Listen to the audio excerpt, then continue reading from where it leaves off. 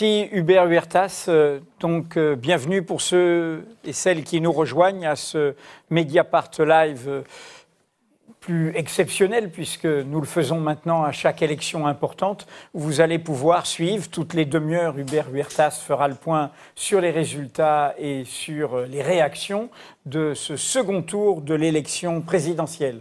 Pour mémoire, Mediapart est en accès libre exceptionnellement jusqu'à minuit. Vous pouvez visiter 9 ans de journalisme indépendant, sérieux, complet et participatif. Et en même temps, cette indépendance a un prix, nous vous le rappelons.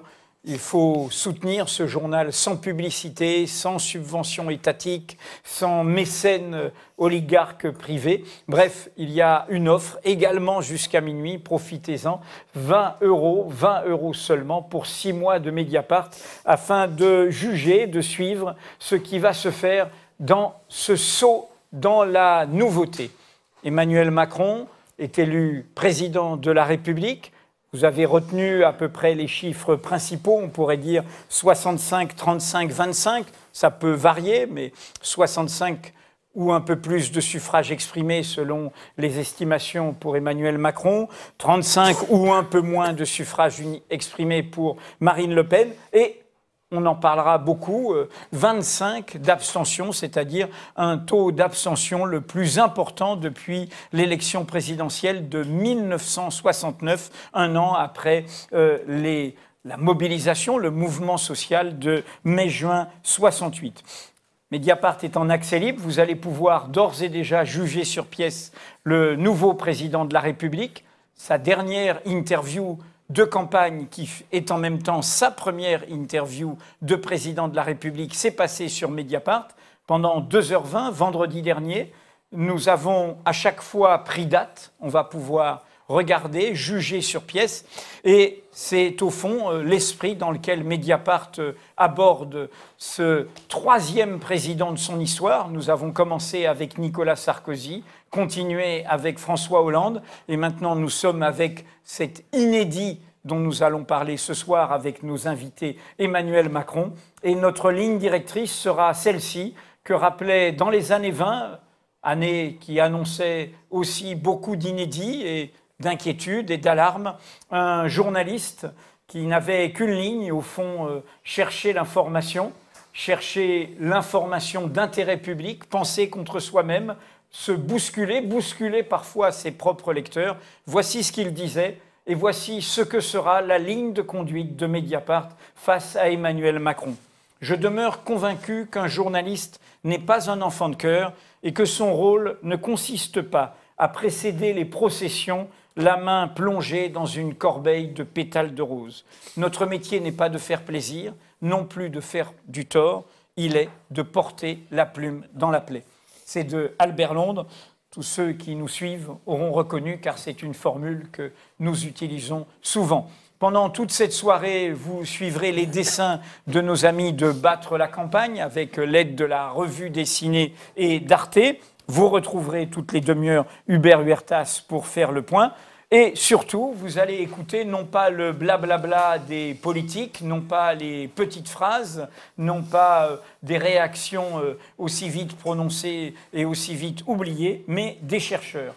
En 3 temps, nous allons d'abord parler du sens général de ce vote, ensuite faire une focale particulière sur le Front National, l'extrême droite, et enfin s'intéresser à la gauche et à son état de crise, son état de division et de fragilité. Je suis pour ce premier plateau avec Stéphane Aliès. Bonjour.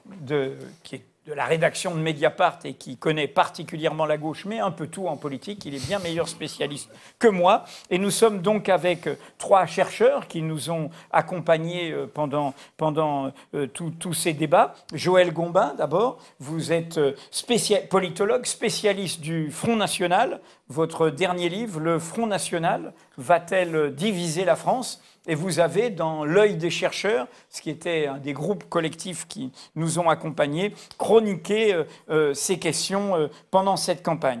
Gilles Richard, vous me l'avez soufflé, donc je le reprends. Certains vous surnomment, mais est-ce que c'est un compliment, le nouveau René Raymond? Mais en clair, peut-être au contraire, celui qui a dépassé René Rémond. Bref, l'histoire des droites en France de 1815 à nos jours, c'est vous. Et surtout, vous êtes donc historien, vous étiez longtemps à l'IEP de Rennes. Et donc, on va avec vous aussi confronter le regard de ce qui est aussi ce que souhaite faire Mediapart, non pas seulement l'événement, mais prendre l'événement dans son contexte, dans sa longue durée. Hein, l'événement, c'est un iceberg. Il y a ce qui émerge et il y a tout ce qui est au fond. Et enfin, Frédéric Savicki, vous êtes aussi politologue, comme Joël Gaumin, et vous êtes spécialiste plutôt du Parti socialiste, celui qui est absent de ce second tour de la présidentielle pour la première fois depuis 2002. Et voici la réédition en poche de votre livre, Les réseaux du Parti socialiste, sociologie d'un milieu partisan. On commence donc cette première discussion. À toi, Stéphane. On va peut-être commencer avec Joël. Par rapport à ce que disait Hubert sur le plafond de verre du Front National, qui est une expression qui est devenue un petit peu éculée à force de l'entendre ces dernières années dans la sociologie autour de ce parti.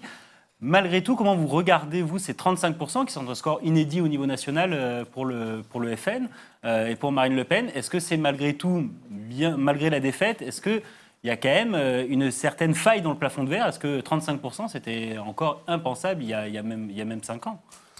Oui, alors d'abord, effectivement, je ne suis pas très fan de cette expression, le plafond de verre. Je pense qu'on ferait aussi bien de l'éviter, à la fois parce que c'est emprunté au vocabulaire de la lutte contre les inégalités hommes-femmes, quelque chose qui n'a rien à voir, mais surtout, de manière plus importante, parce que ça ne sert à rien de parler de plafond de verre si on ne s'intéresse pas aux mécanismes qui font que le FN atteint ou n'atteint pas tel niveau. Je crois que le résultat ce soir, il est marqué par une très grande ambiguïté, parce que d'une part, c'est effectivement un record historique dans l'histoire du Front National.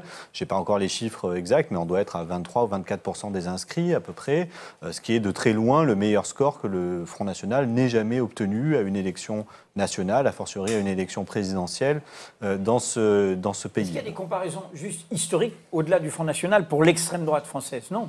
C'est la première fois dans notre histoire que l'extrême droite... Oui, je pense que même pour l'extrême droite, c'est effectivement un record, parce que Poujade n'était pas à ce niveau-là, etc. On ne peut pas comparer avec le boulangisme, fin du 19e siècle. Non, et de toute façon, les scrutins étaient très différents. Voilà, c'est ce que je veux dire. Donc c'est la première fois dans notre histoire républicaine que l'extrême droite a ce score. Oui. Tout à fait. Donc, de fait, c'est un succès d'une certaine manière. Mais d'un autre côté, ce qui s'est passé depuis l'arrivée à la présidence du Front National de Marine Le Pen et la mise en œuvre de la stratégie dite de dédiabolisation, c'est qu'elle a fait augmenter les attentes, aussi bien au sein de son parti que dans l'opinion publique, dans les médias, etc. Et on arrive au résultat paradoxal de ce soir, qui est que c'est certes un très bon résultat, mais qui sera sans doute vécu comme une défaite et quelque chose de décevant au sein du parti. Ce qui n'est pas une nouveauté d'ailleurs. Il s'est passé exactement la même chose après le 21 avril 2002 au sein du Front National où Jean-Marie Le Pen a interprété comme une très grande défaite ce qui s'est passé entre le 21 avril et le 5 mai 2002, c'est-à-dire l'incapacité du FN à progresser. Cette fois-ci, il a progressé, mais pas suffisamment, sans doute au vu des attentes du Front National. Justement, par rapport à 2002, on y reviendra plus en détail avec nos autres invités, mais il y a quand même une différence, c'est qu'en 2002, Jean-Marie Le Pen a le soutien de Bruno Maigret, avec qui avait tenté le poupouché quelques années avant. Cette fois-ci, il y a quand même eu il y a eu des reports pour le Front National. En tout cas, Nicolas Dupont-Aignan a basculé vers Marine Le Pen. Il y a quand même il y a une différence par rapport à 2002. Il y a une vraie dynamique, même si elle s'est arrêtée à 35%, mais d'entre-deux tours. Tout à fait. Alors effectivement, l'isolement partisan du Front National a été pour partie rompu, mais pour partie seulement. C'est-à-dire effectivement, il y a le ralliement de Nicolas Dupont-Aignan, qui est important parce que Nicolas Dupont-Aignan était candidat à l'élection présidentielle. C'est la première fois qu'un candidat à l'élection présidentielle qui n'est pas issu lui-même du Front National, ce qui était le cas de Maigret auparavant, se rallie pleinement au Front National. Bon, il apporte théoriquement ces 5%. On verra les reports de vote. Ils sont sans doute inférieurs en fait à ce socle-là. Au-delà de ça, on a toute une série d'élus un peu marginaux dans leur parti qui ont laissé entendre que peut-être ils voteraient pour Marine Le Pen, ou en tout cas ils ne voteraient pas pour Macron, etc. Il va falloir maintenant examiner quelles sont la réalité des reports de voix. Ce qui est certain, c'est que pour arriver à ce niveau-là, Marine Le Pen a effectivement bénéficié des reports de voix d'un certain nombre d'électeurs qui avaient choisi un autre candidat au premier tour, ce qui était quasiment pas le cas en 2002. Donc effectivement, on a ce désenclavement, mais qu'on avait déjà observé lors de précédents scrutins intermédiaires depuis 2012, sur les élections régionales, par exemple, départementales, etc., avec une capacité, certes limitée, mais une capacité à progresser dans l'entre-deux tours. Toute la question aujourd'hui, c'est que tant qu'on reste dans un scrutin majoritaire, il va falloir décupler cette capacité à progresser dans l'entre-deux tours pour espérer gagner des sièges, des postes, etc. Est-ce que d'une certaine manière, elle n'a pas d'ores et déjà dès maintenant une marge de progression certaine? Alors je ne sais pas, le temps est encore un peu court pour l'analyse avec le recul que ça nécessite, mais malgré tout ce débat dont on a vu qu'il avait laissé des traces, y compris en interne, sur la qualité, disons, relative et discutable des effets de manche de Marine Le Pen. Est-ce que, pour vous, elle a fait une bonne campagne ou une mauvaise campagne en dépit de ces 35%? Bon, la plupart des observateurs se sont accordés à dire qu'elle avait fait plutôt une mauvaise campagne. Après, bon, il peut y avoir une discussion sur le rapport entre la qualité d'une campagne et le résultat final, à quel point ça pèse sur les électeurs ou pas, etc.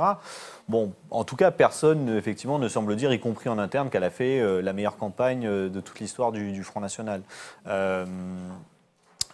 Pour autant, il n'est pas certain maintenant pour l'avenir que s'ils parviennent à faire une meilleure campagne, des résultats meilleurs vont être tout de suite au rendez-vous, parce que les élections présidentielles marquent quand même des moments importants dans l'histoire politique de la Ve République, créent des dynamiques, et les élections législatives qui vont venir tout de suite derrière sont historiquement pour le FN de très mauvaises élections, où ils perdent toujours beaucoup de terrain par rapport à l'élection présidentielle. On va voir ce qu'il en est cette fois-ci, mais comme la dynamique n'a pas été excellente ni au premier tour ni au second, il est vraisemblable qu'il va être compliqué pour le Front National de mobiliser ses électeurs aux législatives ou de les retenir d'aller voter pour des candidats de la droite classique, par exemple. Joël Gombin, en même temps, le rien ne se passera comme prévu de cette élection présidentielle était plein d'opportunités pour le Front National, on le voit bien. Hein, on peut faire que en dehors du vainqueur, il y a eu plein d'opportunités qui ont été saisies par les uns et les autres. Alors comment analysez-vous à la fois au-delà du Front National, mais de ce que vous comprenez en interne vis-à-vis du Front National? Certes, elle n'a pas fait, et nous l'avons chroniqué, nous avons fait le contraste entre les campagnes de son père, le fait qu'elle a un peu oublié le terrain, la caravane, enfin, cette campagne un peu plus de proximité par rapport à la tradition du FN. Mais comment vous analysez le fait qu'entre les deux tours, elle a d'abord paru faire une très bonne campagne, c'est-à-dire saisir l'opportunité qui est de ramener Emmanuel Macron à la boîte de préjugés, hein, c'est-à-dire l'homme du vieux monde, le banquier, le successeur de Hollande, etc., et draguer sur une ligne sociale, sur une ligne nationale sociale, les électeurs de Jean-Luc Mélenchon. Et elle l'a fait pendant 10 jours, et quand elle arrive au débat, au lieu de continuer de manière ferme sur cette orientation-là, elle donne ce visage d'une arrangère d'extrême droite, trumpiste, mais elle n'a pas besoin de Trump pour l'être. Donc, juste votre analyse de ça, parce que est-ce que c'est un tournant de la campagne? Est-ce que c'est simplement une anecdote? Voilà. Je pense, deux éléments de réponse. Le premier, c'est que je crois que la différence entre Marine Le Pen et Jean-Marie Le Pen, enfin l'une des différences en tous les cas, c'est que Marine Le Pen est aujourd'hui dans une stratégie qui n'est pas une stratégie attrape-tout, interclassiste, mais qui est plutôt une stratégie très ciblée de maximiser son score au sein des classes populaires, pour aller très vite, des classes populaires, de ce que certains appellent la France périphérique, etc. Mais elle ne cherche pas, ou en tout cas elle a beaucoup de difficultés à élargir son score au-delà, et d'ailleurs l'analyse des résultats du premier tour le montre, parce qu'elle perd des voix par rapport à 2012, des voix en valeur absolue à Paris et dans plusieurs des grandes villes de plus de 100 000 habitants en France, où elle recule. Or, en termes de stratégie, si vous voulez gagner, il faut reculer nulle part, à minima. Donc ça, c'est la première chose, c'est que je pense qu'elle était dans ce dilemme stratégique-là, qui ne lui permettait pas de faire une bonne campagne de second tour, parce qu'au second tour, par définition, sous la Ve République, vous devez élargir. Or, elle est restée sur ses fondamentaux. Ça lui a permis effectivement une victoire tactique au moment de l'affaire Whirlpool à Amiens, etc., parce qu'elle était vraiment sur ses fondamentaux. Par contre, dès qu'il faut aller au-delà, c'est plus compliqué pour elle. Deuxième chose, en ce qui concerne le débat, je pense que comme elle était dans une position de challenger, elle a adopté une stratégie de challenger qui visait à faire sortir Macron de ses gonds. Et donc, elle a essayé autant que possible à cogner, en espérant qu'il allait craquer. Or, il n'a pas craqué. Donc, elle a joué à qui tout double et elle a perdu. Gilles Richard et Frédéric Savicki, vous voulez vous interroger sur... On s'était dit en 2002, j'ai ce souvenir très précis, dans les discussions d'entre-deux tours de l'époque, ou plutôt même d'après, immédiatement juste après le second tour, on disait c'était un candidat de droite contre un candidat du FN. Si jamais c'est pas un candidat de droite, le score serait beaucoup plus resserré. Là, on se retrouve effectivement avec un score beaucoup plus resserré que par rapport à 2002. Est-ce que ça dit quelque chose? 2002, pour mémoire, c'est 20-80. Hein, 20-80, exactement. Est-ce que ça dit quelque chose d'une certaine porosité dans les électorats entre la droite et l'extrême droite, entre les républicains en mauvaise posture aujourd'hui et une dynamique même relative, même contrariée de Marine Le Pen. Et la question peut aussi se poser à gauche avec une volonté de s'abstenir beaucoup plus grande finalement qu'en 2002. Est-ce que c'est comme ça qu'il faut lire à la fois cette augmentation de l'abstention, du vote blanc, il semblerait, et ce résultat mécaniquement, je dirais, plus resserré? Gilles Richard, sur les gauches. Il passe son tour. Je vais garder les droits. D'accord. J'aurais volontiers commencé par les droites, mais alors, si vous préférez. Non, mais je pense que il y a plein de choses qui sont différentes par rapport à 2002 et c'est pas simplement effectivement les candidats qui ont changé, c'est la conjoncture politique qui a changé. Comme l'a rappelé très justement Joël Gombard, on s'inscrit quand même dans un gouvernement de gauche au cours duquel il y a eu des élections intermédiaires où le Front National n'a cessé de progresser pour atteindre des scores. Un bloc de 25%, hein, c'est ce qu'on a dit dans les 3 dernières grandes élections. Ça frisait déjà les 6 millions de voix, 5 millions 7 pour les régionales. Donc, de ce point de vue-là, le premier tour pour le Front National était quand même une progression relativement plus faible que ce à quoi on pouvait s'attendre compte tenu de la participation plus forte pour les présidentielles, pour le Front National au premier tour. Donc là, la tendance, elle est quand même... Bon, il y a tout ce discours et toute cette stratégie du Front National, effectivement, là, je ne reviens pas sur ce qui a été dit, mais je le complète, une espèce de stratégie, effectivement, de dignification, hein, on appelait dédiabolisation, mais bon, le fait que ce soit une femme, qu'elle en joue beaucoup, et les médias ont quand même sont beaucoup tombés dans le panneau jusqu'à se réveiller, là, il y a 4 jours lors du débat. Et puis, évidemment, il faut quand même se souvenir qu'en 2002, on est vraiment face à un accident. C'est-à-dire que si la gauche, l'ensemble des candidats de gauche au premier tour font un score tout à fait important et si évidemment il n'y avait pas eu 5 candidatures à gauche qui avaient divisé, Lionel Jospin aurait probablement été élu président de la République sans problème face à Jacques Chirac. Et Chirac lui-même fait un score piètre. Hein. Il est à 18%, 19% au premier tour. C'est un score très très bas avec une participation très très faible. Donc il gagne par défaut. Il gagne par défaut et ce qu'on voit aussi ensuite, c'est que beaucoup d'électeurs qui ont voté pour le FN, pour Jean-Marie Le Pen au premier tour, bon, certains ne reproduisent pas leur vote, certains le rejoignent et ça progresse très très peu. Donc on est vraiment dans une conjoncture, il me semble, complètement différente. Le Front National s'est installé beaucoup plus dans le paysage et puis la gauche a... mener une politique de centre-droit, hein, pour rester poli. Donc il y a plein de repères aussi qui se sont effacés. Je crois qu'il faut aussi se mettre à la place des électeurs. Pour beaucoup d'électeurs, faire le choix entre la droite et la gauche aujourd'hui n'a pas la même clarté probablement qu'en 2002. Et on le voit bien effectivement, le rejet de la candidature d'Emmanuel Macron, c'est on veut voter pour une alternance. On ne va pas revoter pour le même programme, pour la même politique, peut-être en pire, peut-être dans la continuité. Donc ça explique aussi, non pas le vote pour le Front National, mais la démobilisation très importante, notamment dans les quartiers populaires. Même si on a un peu moins voté lors du premier tour qu'au premier tour de 2012, on a particulièrement moins voté dans les quartiers les plus populaires de France. Ça a été souligné par plusieurs enquêtes géographiques. Donc on voit bien effectivement que le score du Front National s'explique probablement aussi par une démobilisation, une montée de l'abstention, un renoncement à participer, qui vient pour beaucoup effectivement d'électeurs qui n'étaient pas forcément des électeurs de gauche, mais des électeurs que la gauche avait vocation effectivement à représenter. Donc on paye tout ça, quoi, et on pourra dans le reste de l'émission revenir là-dessus. Donc moi je pense que compte tenu de ça, compte tenu de tout ça, on peut se féliciter quand même que le score du Front National ne soit pas plus élevé qu'il ne l'est. Hein. Et que même si beaucoup de gens ont préféré s'abstenir, voter blanc, nul, ou voter par dépit pour Emmanuel Macron, il faut quand même se rappeler que les enquêtes régulières par sondage faisaient état, pendant ces derniers mois, plutôt d'un Front National à 40 ou au-delà. Donc je pense qu'il y a quand même des raisons aussi là de relativiser peut-être effectivement c'est un score important, mais en même temps effectivement ça marque quand même un recul par rapport à une tendance qui était très favorable au FN depuis 2012. Alors Gilles Richard, vu de la droite, puisque quand même un des événements aussi de cette campagne entre la ligne que défendait Nicolas Sarkozy et aussi François Fillon face à Alain Juppé favori médiatique ayant perdu, était une ligne d'extrémisation de la droite et donc de possibles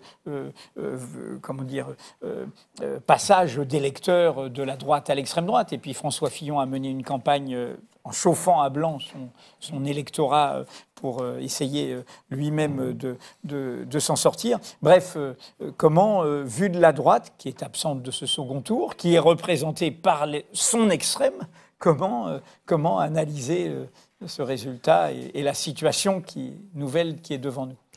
Alors, comme toujours, quand on parle de la droite, je réponds il y a des droites. Et comme je l'ai dit d'ailleurs, il y a un pluriel. L'histoire des droites. C'est mon lien. On retient ça pour les gauches aussi, Frédéric Savicki. On est d'accord. Voilà, il y a des gauches aussi, absolument.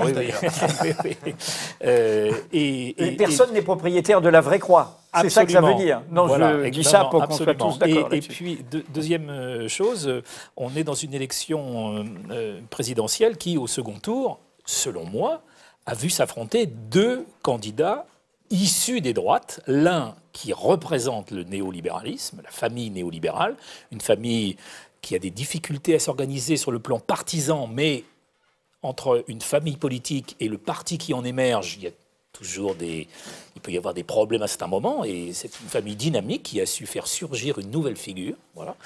Et d'un autre côté, la famille nationaliste. Alors, moi, je verrais plutôt le résultat de Marine Le Pen. Elle est déçue sûrement ce soir, ses partisans aussi. Mais quand on le place dans la longue durée, elle a marqué des points indéniablement. D'abord parce qu'elle a obtenu ce second tour et ce débat de second tour sur ce qu'elle appelle la question nationale. Hein. Et elle a semé le trouble dans le parti Les Républicains, issus de l'UMP. Et elle a joué sur les failles de la stratégie sarkozyste et sur la stratégie filloniste. Elle a attiré à elle a semé le trouble qu'on va voir là dans les législatives. Hein. Et c'est sa stratégie de long terme, c'est-à-dire qu'elle ne cherche pas à faire, contrairement à ce que parfois j'entends, enfin à mon avis, hein, je parle sous le contrôle de Joël, elle ne cherche pas à faire des alliances avec d'autres forces, elle cherche à casser les autres partis politiques pour renforcer son parti et gagner seule. Je pense qu'à ce titre, elle a parfaitement réussi, elle a capté Nicolas Dupont-Aignan et elle a semé un trouble extraordinaire, il est vrai que François Fillon l'a aidé, dans les Républicains. Pour le moment, on ne voit qu'une partie du résultat, mais l'histoire ne s'arrête pas ce soir, même si les soirées électorales de second tour sont toujours des moments particuliers. Et voilà mais la vie continue, les législatives vont arriver, et LR va être en très grande difficulté. Et elle va capter une partie de ces gens. Donc, elle progresse dans sa stratégie au détriment des autres forces politiques, et ces néolibéraux, face à elles, sont obligés de réorganiser leur expression partisane. Ils vont le faire autour d'un autre pôle, autour d'En Marche. Voilà. Mais donc, du point de vue des droites, d'une certaine manière, on peut dire qu'elles sont en expansion et en même temps plus irréconciliables que jamais. Alors, question... Voilà. On sait bien que du présent, on ne déduit pas le futur. Rien ne se passera comme prévu. Il y en a plusieurs qu'on peut déduire. Il y en a toujours. L'histoire n'est jamais écrite. Néanmoins, en vous écoutant attentivement, et question finalement à vous trois, puisque c'est le défi qu'a Macron, et on l'a entendu dans ce second tour, qu'est-ce qui peut empêcher que nous nous retrouvons en 2022 avec une extrême droite encore plus forte? Qu'est-ce qui, à l'instant actuel, seraient, puisque vous avez l'air de dire qu'elle a au contraire marqué des points, seraient des faiblesses sur son chemin. Et qu'est-ce que devrait faire, selon votre regard de chercheur et de citoyen, celui qui a bénéficié de ces circonstances particulières, puisque ce n'est pas un vote massif d'adhésion, pour éviter jamais 203, cette répétition empire de la catastrophe? Pour ma part, je pense qu'il n'y a absolument rien à attendre d'Emmanuel Macron pour empêcher une progression future du Front National, car il va mener une politique néolibérale, il l'a annoncé. Il a annoncé qu'il n'allait pas céder, pas revenir sur son programme. Le seul sursaut qu'on peut attendre ne peut venir que des gauches. C'est aux gauches de reconstruire une offre politique qui nous remette dans le clivage droite-gauche où on était avant, sur cette question sociale essentielle, c'est-à-dire au fond, on comprend bien, une république qui est anticapitaliste, sur la ligne jaurésienne, et qui a été abandonnée par le Parti socialiste, que le PCF n'est plus capable de défendre parce qu'il n'est que l'ombre de lui-même, et qui est peut-être en reconstruction autour de France Insoumise, mais rien n'est fait pour le moment, et pour l'instant, je saisis mal ce que c'est en tant que force partisane sur la longue durée, France Insoumise. Donc, mais en tout cas, face au Front National, il n'y a un salut à attendre, si on est hostile au Front National, que des gauches. Voilà. Le Front National n'a pu imposer son point de vue, son clivage politique sur la question nationale que parce que les gauches ont cédé sur leur clivage à eux, la question de la République libérale ou sociale. Voilà, c'est ça mon opinion. Je vais juste, si je puis juste peut-être juste, ça vous donne le temps de réfléchir. Oui. En effet, il est admis. On va redemander à Hubert Hubertas de nous refaire un point. Et si, Hubert, tu avais des indications sur les votes blancs, puisqu'on vient de parler aussi des insoumis, et c'est un marqueur peut-être important. Alors sur les votes blancs, écoutez, les dernières indications que j'ai prises à la volée, parce que ça a été annoncé dans les différentes réactions, on parle de 4 millions de votes blancs ou de votes nuls.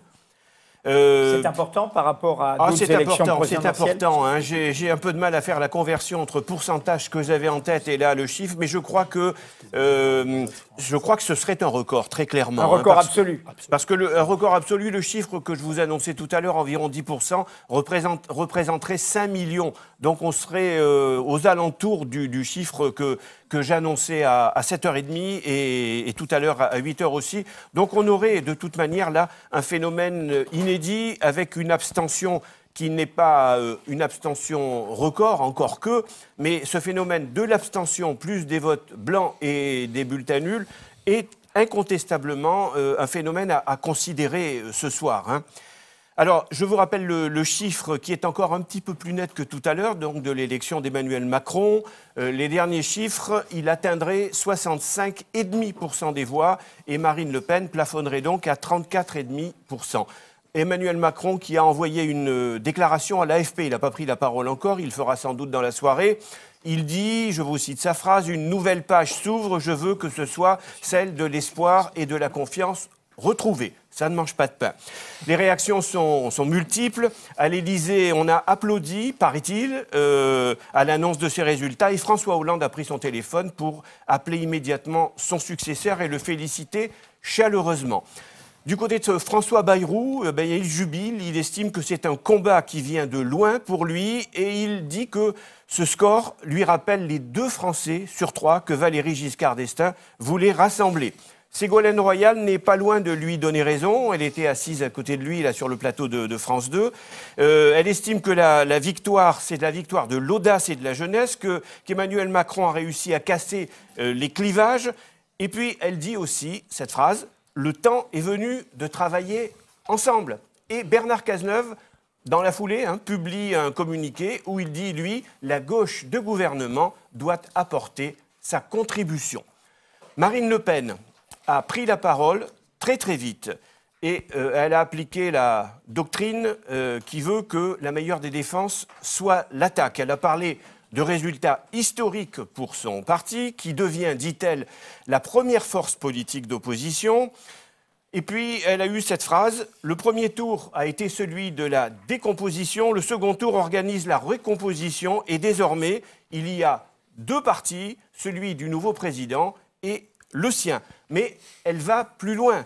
Elle dit que le Front National n'est plus un outil adapté. Ce ne sont pas ses mots, hein, mais elle le dit en substance et elle annonce une transformation de son mouvement, ce que Florian Philippot a confirmé juste après. Donc, il y a dans l'air l'idée que le Front National ne serait plus tout à fait Front National, ou peut-être plus du tout, et la création d'un nouveau parti.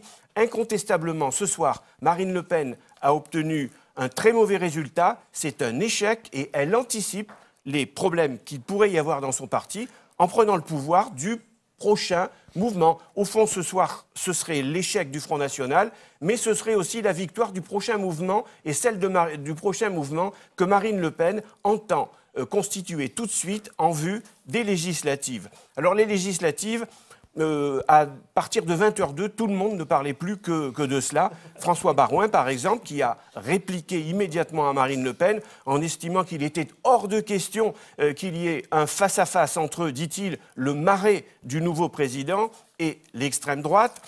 Donc ce qu'on voit déjà, au-delà du nom du président de la République, c'est la bataille qui s'ouvre pour la future majorité à l'Assemblée nationale. Pour Marine Le Pen, eh bien, elle reprend au fond quelque chose qui me rappelle une célèbre formule de Malraux à l'époque et qui disait, ça c'était dans les années 60, entre les gaullistes et nous, et les communistes, il n'y a rien. Entre les gaullistes et les communistes, vous vous souvenez, enfin, en tout cas, pour les plus jeunes, ils l'auront lu dans les livres d'histoire, et moi, malheureusement, je m'en souviens. Et pour Marine Le Pen, entre le FN et Emmanuel Macron, il n'y a rien. Alors, écoutez, face à cette déclaration, du côté de la gauche de gouvernement, dans ce que j'ai entendu jusqu'à présent, j'entends beaucoup d'offres de services. À droite, François Baroin, lui, estime que la droite a perdu, dit-il, parce que son candidat était dans des circonstances particulières. Donc il estime que la droite existe encore. Et puis, ce qu'on disait au départ, hein, n'oublions pas, un taux d'abstention tout de même élevé. Et puis, il y a cette forte proportion record même de bulletins nuls et de bulletins blancs. Donc, je ne crois pas que les insoumis se contentent là de cette idée selon laquelle, entre Marine Le Pen et M. Macron, il n'y aurait rien. Merci Hubert, on se retrouve dans à peu près une demi-heure. On continue notre tour puisqu'on parlait au fond de qu'est-ce qui peut empêcher un scénario où en 2022 on se retrouve avec le 3e épisode. On vient d'avoir une information importante, c'est que Marine Le Pen, si j'ai bien écouté ce que dit Hubert, est peut-être en train de se dire il y a quelque chose qu'on a eu sous les yeux entre En Marche et entre les Insoumis, et qui va me permettre peut-être de sortir de tous mes caciques et de faire ma propre machine de guerre et non plus celle du parti. On va suivre ça. Et puis l'autre information qui se confirme entre le niveau d'abstention le plus fort depuis 69 et le record de bulletins blancs, c'est que si on sort des suffrages exprimés mais des inscrits, Emmanuel Macron, qui déjà a bénéficié d'un vote de raison et pas seulement d'adhésion, n'est évidemment pas en situation de se dire « je suis majoritaire ». Donc on continue ce tour. Frédéric Savicki, vous, c'est plutôt la gauche. Gilles Richard tendait la main à la gauche en disant eh bien, il faudrait que la gauche arrive à faire barrière. On en reparlera tout à l'heure. Un barrage à se recomposer, ça n'en prend pas vraiment le chemin vu ces divisions. Quel est votre regard sur tout cela? Ça, c'est sûr. Alors, si on prend un peu de recul, on peut dire qu'en 2002, Jean-Marie Le Pen est au 2e tour et Marine Le Pen l'est en 2017, après 5 ans de gouvernement de gauche dans les deux cas. Donc on pourrait se dire effectivement... la gauche fait plus monter le Front National que la droite. Quand la gauche est au pouvoir, en tout cas, effectivement, on constate que le Front National semble, en tout cas... alors, inversement, en 2007, lorsque Nicolas Sarkozy a réussi à faire tomber particulièrement bas le score du Front National, ça se fait après 5 ans de gouvernement de droite et après un gouvernement...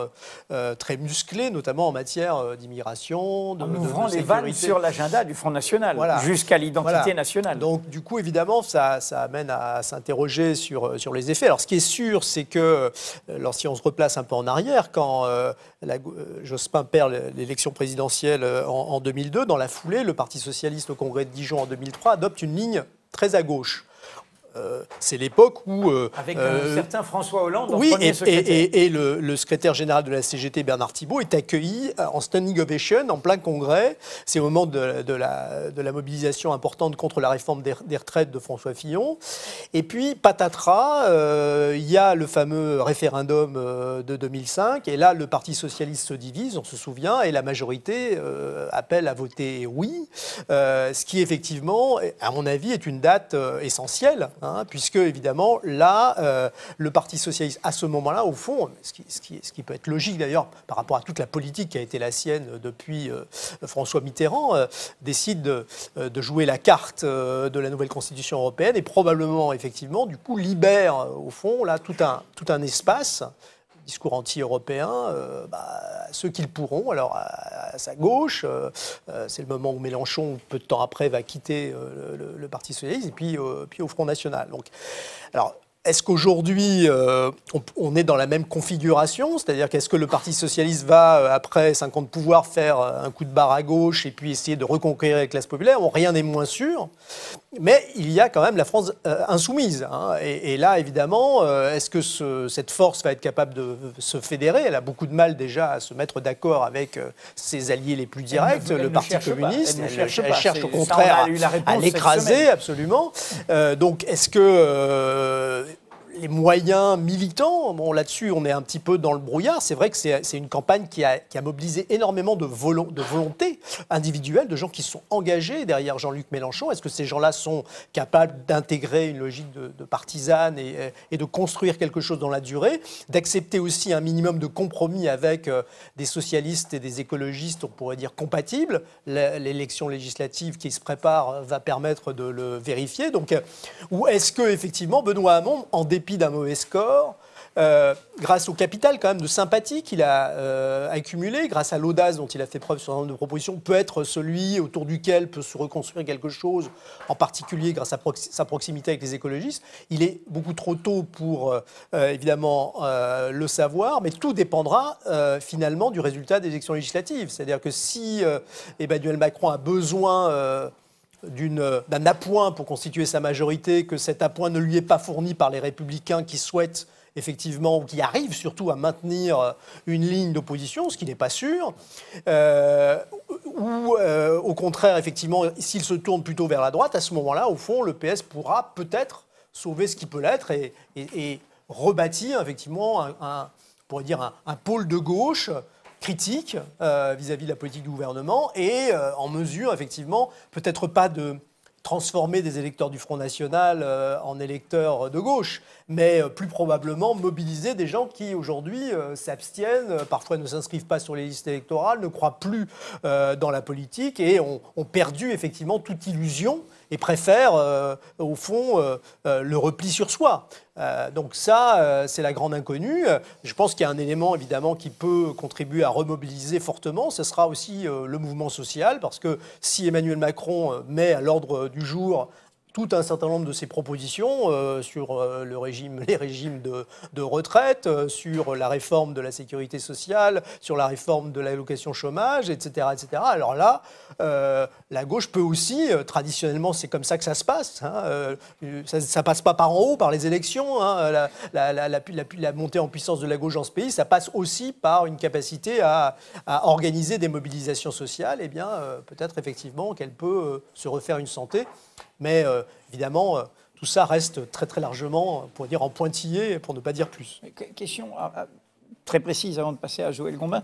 Quel est l'agenda interne du Parti socialiste là? On va simplement aux législatives, on ne se dispute pas tant que c'est législative et on règle les comptes après? Apparemment, c'est celui-là. En pratique, c'est beaucoup plus compliqué que ça. C'est pour ça que je voulais votre éclairage connaisseur. D'ores et déjà, on l'a vu ces derniers jours, il y a des appels du pied dans le programme pour les législatives en direction d'Emmanuel Macron, puisque le Parti socialiste n'a pas retenu tout un certain nombre de propositions qui figuraient dans le programme de Benoît Hamon, ce qu'on peut comprendre, puisque la légitimité de Benoît Hamon n'est pas celle d'un congrès du Parti socialiste, mais quand même, on y a introduit comme ça, comme pour pourrait dire, enchantement l'idée qu'on allait reprendre à son compte dans le programme l'exonération de 80% des contribuables pour la taxe d'habitation.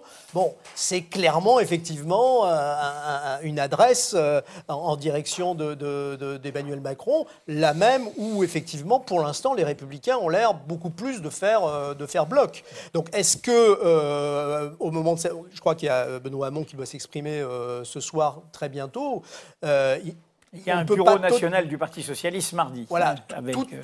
Si on voulait interpréter les choses, les décisions de ces derniers temps, notamment de Cambadélis, les déclarations d'un certain nombre d'anciens ministres, toujours ministres du gouvernement, on a l'impression quand même qu'on est en train de pousser dehors Benoît Hamon en lui disant bon, écoute, tu veux t'allier avec les Insoumis, grand bien t'en face, vas-y, et nous on garde la vieille maison. Vieille maison qui est très largement vermoulue, mais qui est prêt effectivement à essayer de sauver ce qui peut l'être en proposant un accord de gouvernement peut-être avec Emmanuel Macron. Il ne faut pas oublier, c'est un élément important, le Parti socialiste, c'est un parti dont les dirigeants sont des sexagénaires. C'est des gens dont la carrière politique est très longue et qui se termine. Et la perspective... Oui, c'est comme les dirigeants de Mediapart, hein, d'ailleurs. Mais non, il y a le renouvellement est là, Mediapart, on le voit. C'est bien ce que je dis. Et effectivement, la perspective de repartir dans 5 années, peut-être plus d'opposition pour reconstruire un parti en lambeaux, en négociant en plus avec Mélenchon, enfin bon, dans des conditions particulièrement... Lui-même est de cette génération-là. Qui lui-même est issu de ça. C'est une perspective, effectivement, que ne veulent pas, évidemment... Ce que vous soulignez, c'est quand même le coup de vieux que donne Macron à tout ça. Et ça, on ne peut pas mesurer. Ça donne un coup de vieux, ça les met, on pourrait dire, en pré-retraite, quoi, potentiellement. Et ces gens-là sont encore trop jeunes pour partir à la retraite. Et donc, effectivement, je pense que la tentation sera forte. Alors, tout dépendra justement du renouvellement législatif et de savoir si on a suffisamment de 109 qui arrivent, des circonscriptions qui, à ce moment-là, permettra effectivement d'envisager plus sereinement, on pourrait dire, une opposition vis-à-vis. Je vois Gilles Richard qui avait vraiment envie de réagir et après Joël. De la même façon pas du tout envie de exploser, voilà, droite aussi exactement, pas du tout envie de réagir sur ce que dit Frédéric Savicki, je le suis parfaitement, mais réagir à ce que François Bayrou annonce, c'est que c'est la victoire de Valéry Giscard d'Estaing. Et on voit... Rassembler 2 Français sur 3. Voilà, 2 Français sur 3, son livre de 1984, épuisé aujourd'hui, mais que personne ne veut rééditer. Voilà. C'est avant, c'est pas 84, si, c'est 84, oui.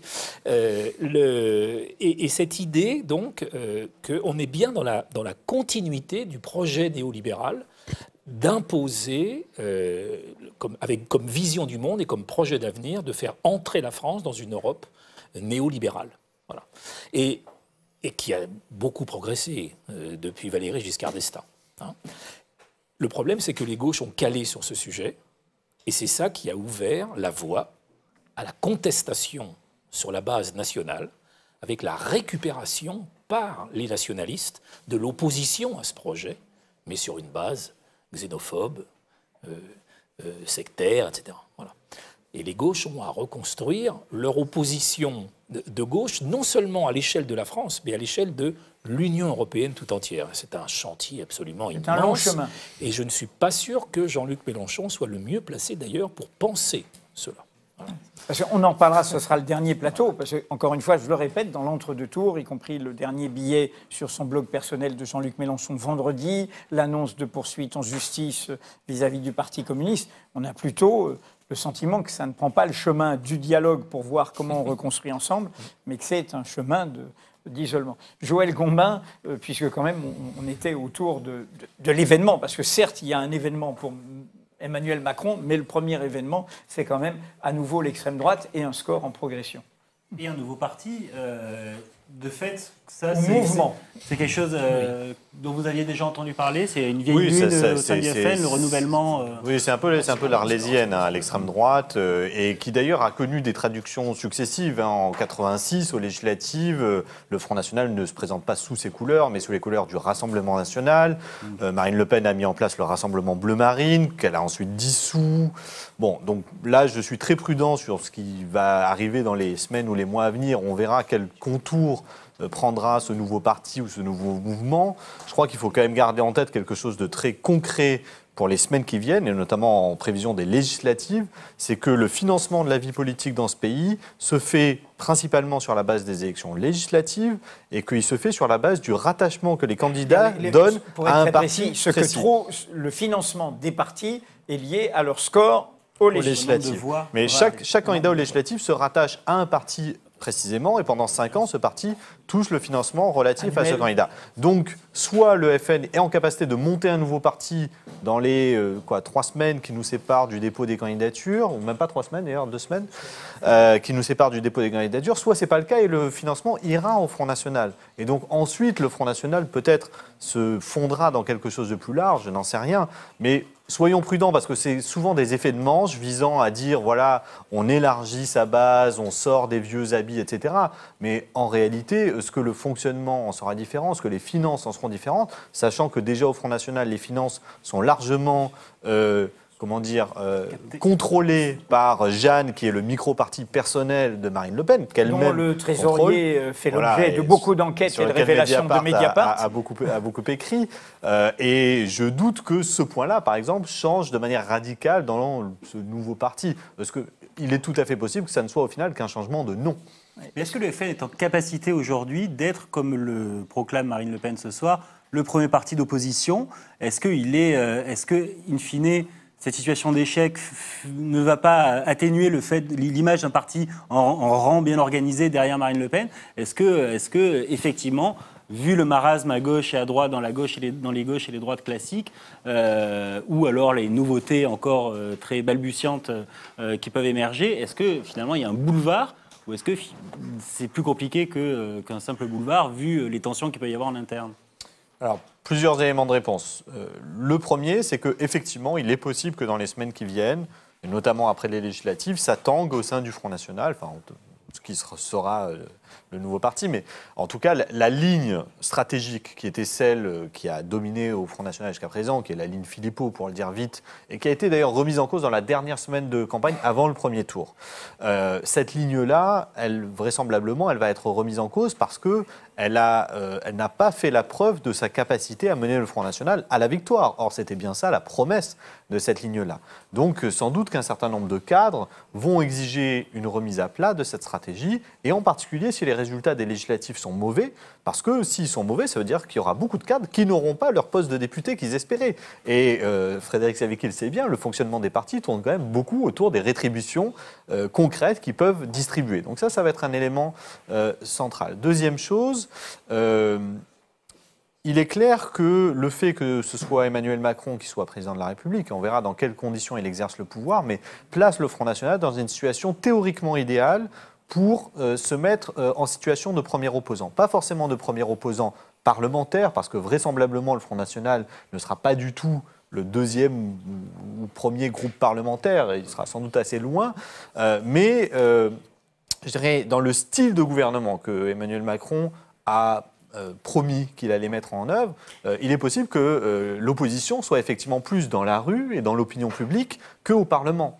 Et donc de ce point de vue-là, le Front National peut être une force puissante parce qu'il a une frange de l'opinion publique qui le suit de manière extrêmement mobilisée, extrêmement forte.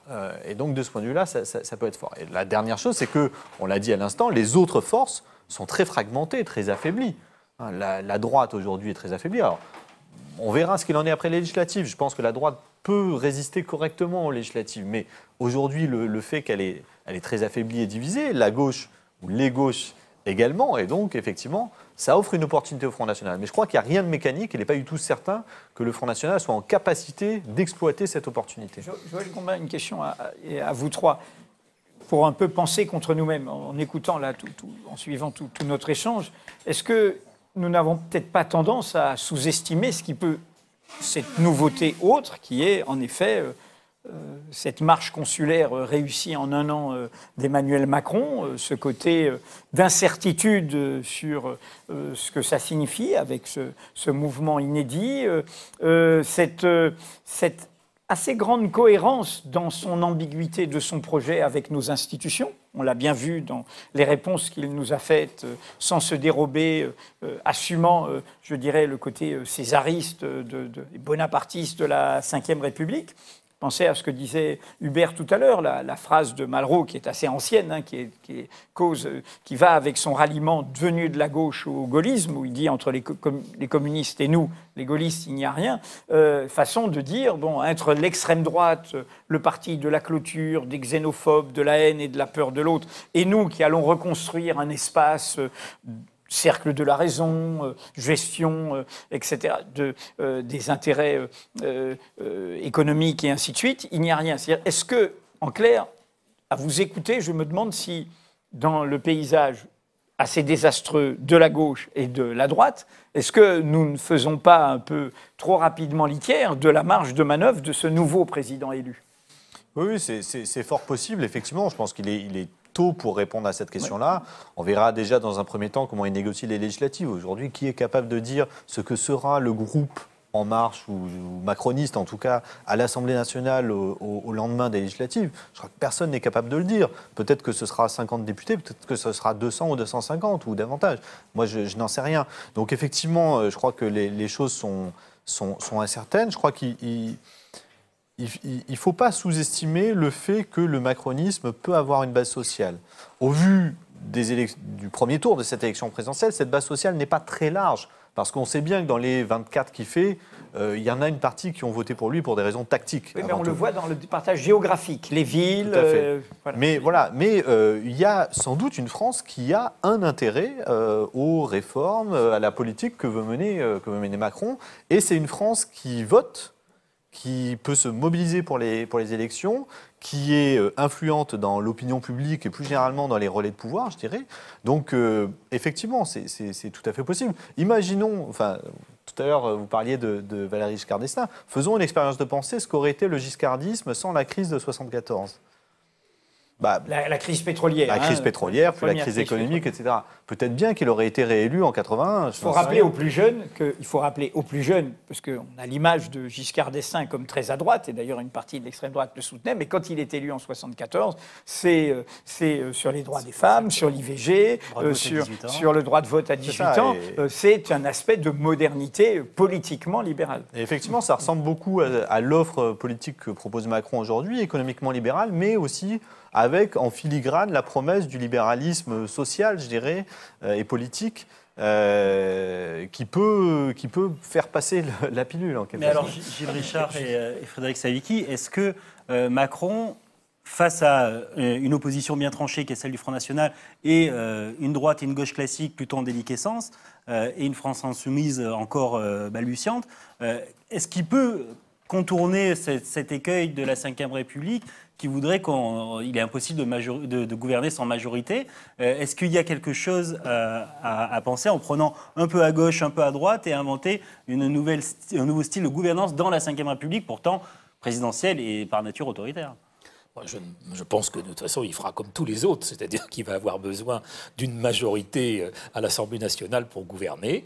Et puis, il va exactement appliquer, en fait, il va faire du Giscard d'Estaing adapté à 40 ans plus tard, ou du Alain Juppé, ce que Alain Juppé aurait fait s'il avait été le candidat de LR, comme le disait Joël, c'est-à-dire à la fois du libéralisme sociétal, je ne sais pas trop ce que c'est comme formule, mais bon, on voit bien des réformes attendues par toute une partie des classes moyennes, urbaines, salariées instruites, on va dire. Hein.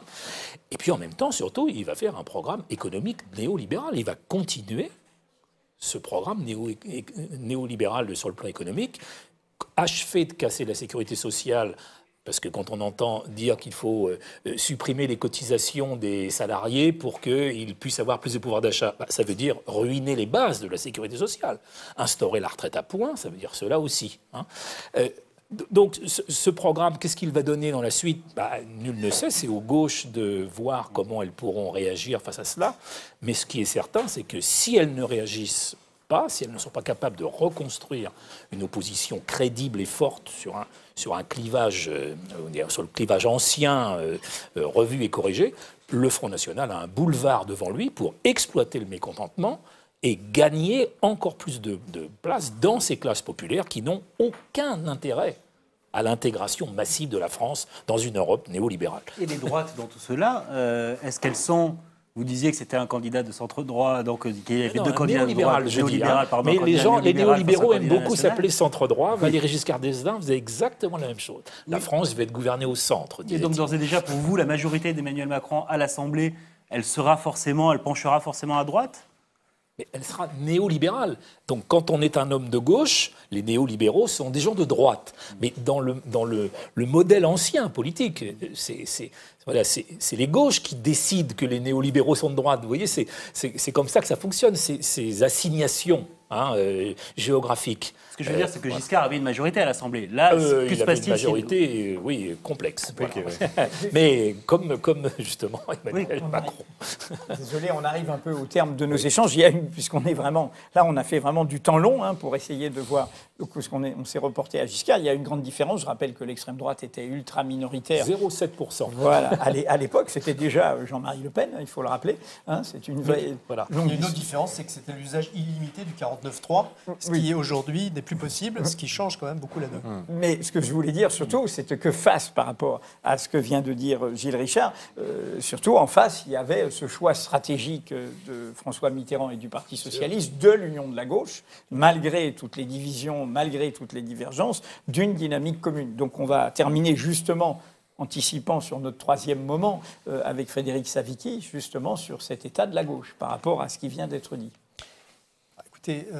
Pour juste un complément sur votre question sur est-ce que Macron peut gouverner et avec qui il peut gouverner, bon, ça va dépendre évidemment du résultat législatif, mais on a déjà eu un cas de figure relativement analogue qui était en 88. On se souvient peut-être pas qu'en 1988, François Mitterrand, pourtant après une campagne très centriste, se retrouve sans majorité absolue de députés de gauche. Et qu'est-ce qui va se passer à ce moment-là? Michel Rocard va gouverner, va faire passer à peu près la moitié des lois avec le centre et une partie de la droite, et l'autre moitié avec les communistes. Il a les centristes. Il a l'accord des centristes. Qui ne va pas voter systématiquement ces lois, qui va négocier au cas par cas, et puis avec un usage, alors c'est ça, un usage immodéré, record absolu sous la Ve République, du 49.3. Et donc du coup, évidemment, on faisait passer, parce que le Rocard ne pouvait pas non plus compter sur l'unité des socialistes, c'est le moins qu'on puisse dire.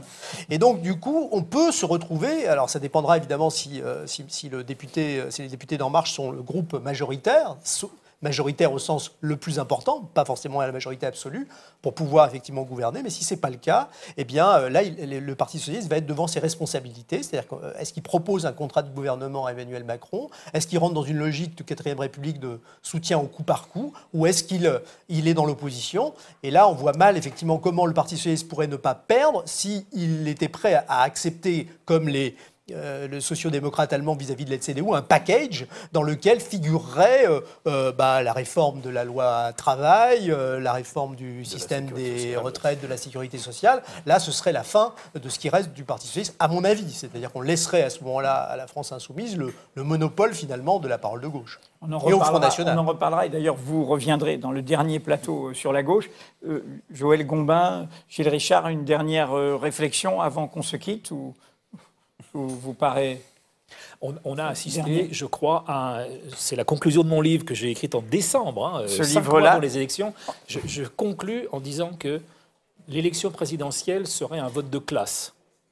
Et très clairement, on a un vote de classe entre les classes moyennes, c'est le vote des grandes villes, des centres-villes, et les classes populaires. Et ce vote de classe, c'est ça qui est extraordinaire et qui bouleverse les gens de gauche. Il ne s'exprime pas à travers un clivage entre les droites et les gauches, il s'exprime dans un clivage que Bruno Maigret avait qualifié entre les mondialistes et les nationalistes. Voilà. Joël Gombin, je suis d'accord, mais ne pas oublier qu'au premier tour de cette élection présidentielle, il y a eu 2 clivages qui se sont exprimés, celui que vous désignez, et un clivage gauche-droite traditionnel. Et qui ne l'a pas emporté.